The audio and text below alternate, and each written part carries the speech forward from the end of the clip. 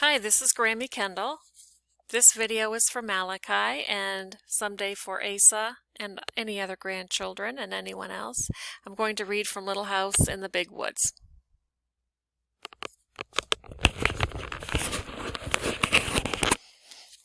There are no pictures, so background might be boring.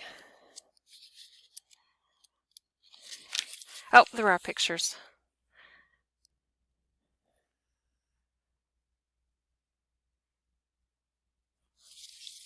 Little House in the Big Woods. Once upon a time, many years ago, a little girl lived in the big woods of Wisconsin in a little gray house made of logs.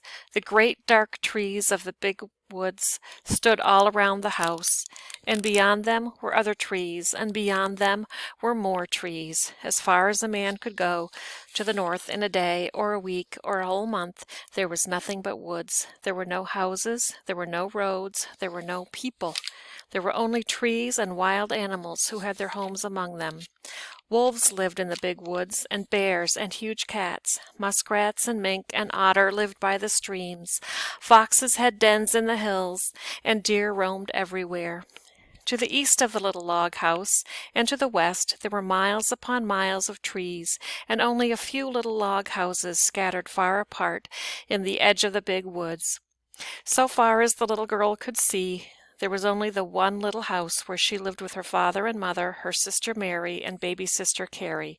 A wagon track ran before the house, turning and twisting out of sight in the woods where the wild animals lived, but the little girl did not know where it went, nor what might be at the end of it. The little girl was named Laura, and she called her father Pa and her mother Ma. In those days and in that place, children did not say father and mother, nor mamma and papa, as they do now. At night, when Laura lay awake in the trundle bed, she listened and could not hear anything at all but the sound of the trees whispering together. Sometimes far away in the night, a wolf howled. Then he came nearer and howled again.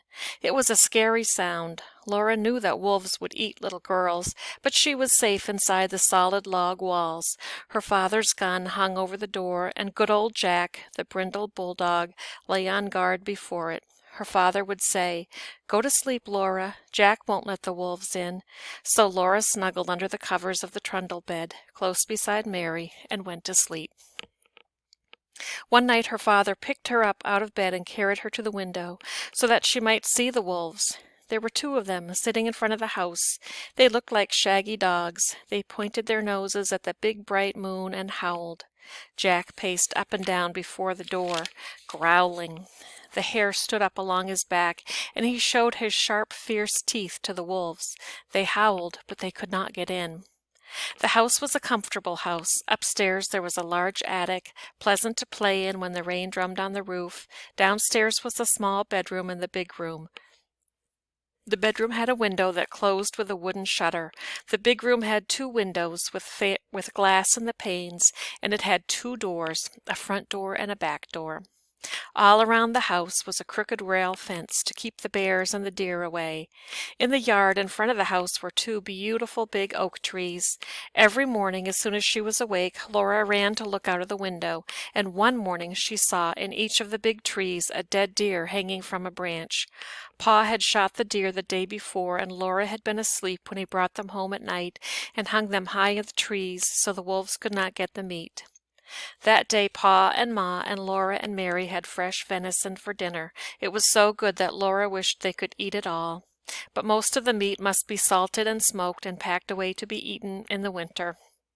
For winter was coming. The days were shorter, and frost crawled up the window panes at night. Soon the snow would come.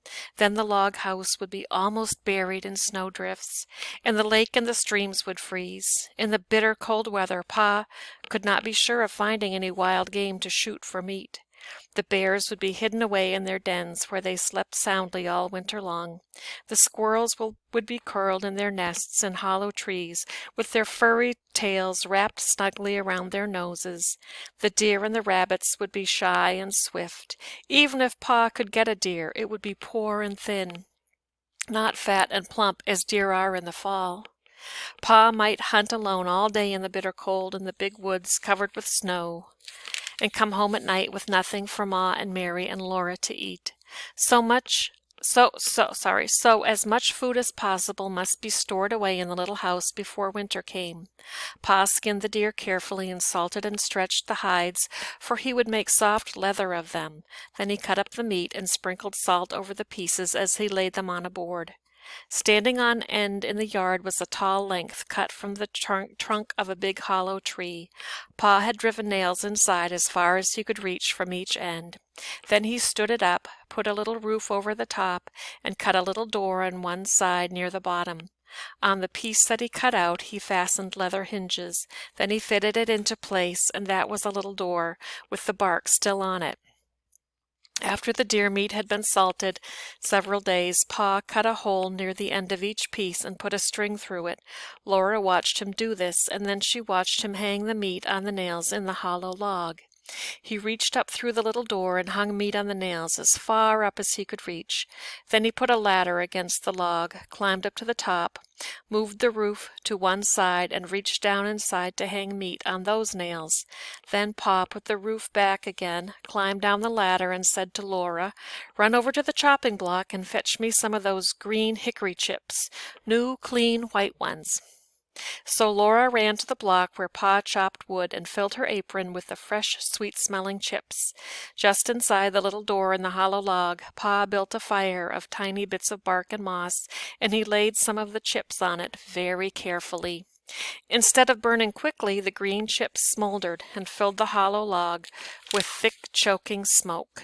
Pa shut the door, and a little smoke squeezed through the crack around it, and a little smoke came out through the roof, but most of it was shut in with the meat.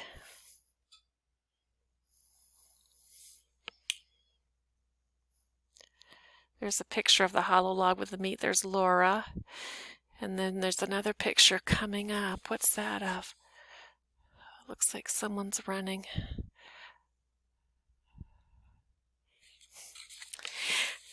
"There's nothing better than good hickory smoke," Pa said. "That will make good venison that will keep anywhere, in any weather." Then he took his gun, and slinging his axe on his shoulder, he went away to the clearing to cut down some more trees. Laura and Ma watched the fire for several days. When smoke stopped coming through the cracks, Laura would bring more hickory chips, and Ma would put them in the fire under the meat. All the time there was a smell of smoke in the yard, and when the door was opened, a thick, smoky, meaty smell came out. At last Pa said the venison had smoked long enough. Then they let the fire go out, and Pa took all the strips and pieces of meat out of the hollow tree. Am I recording? I think so. Ma wrapped each piece neatly in paper and hung them in the attic, where they would keep safe and dry.